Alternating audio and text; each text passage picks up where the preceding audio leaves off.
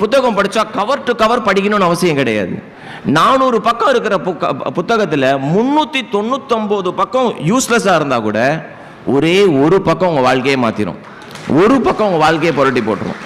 அதான் அந்த 2 நிமிஷம் ஸ்டோரி. முதல் 2 நிமிஷம். ரெண்டாவது 2013 எனக்கு ஏன் தனிப்பட்ட முறையில் என்னோட லைஃபோட பர்பஸே என்ன அப்படின்னு கண்டுபிடிச்சது என்ன 2013 தான்.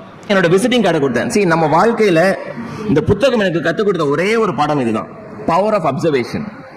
நம்மளை சுத்தி நடக்கிற விஷயத்த கடந்து போயிடணும் பாருங்க. நம்ம மனுஷனே கிடையாது. அப்போ நம்மளை எந்த ஒரு விஷயம் பாதிக்குதோ அதுல ஒரு ஆக்ஷன் எடுத்தோம்னா அது அடுத்தவங்களோட வாழ்க்கையை மாத்திரும். அன்னைக்கு கடவுள் புண்ணியத்துல எனக்கு ஒரு விஷயம் தோணுச்சு, இந்த குழந்தை எப்படி படிக்கும்?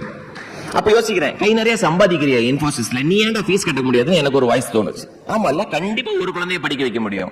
அப்ப மாற்றம்ன்ற ஒரு பேர் வைக்கணும்ன்றதே எப்படின்னா அடுத்தவர்கள் வாழ்க்கையில் மாற்றம் வரணும்னு கிடையாது, எங்கள் வாழ்க்கையில் மாற்றத்தை கொண்டு வரணும். 2013 அப்புறம்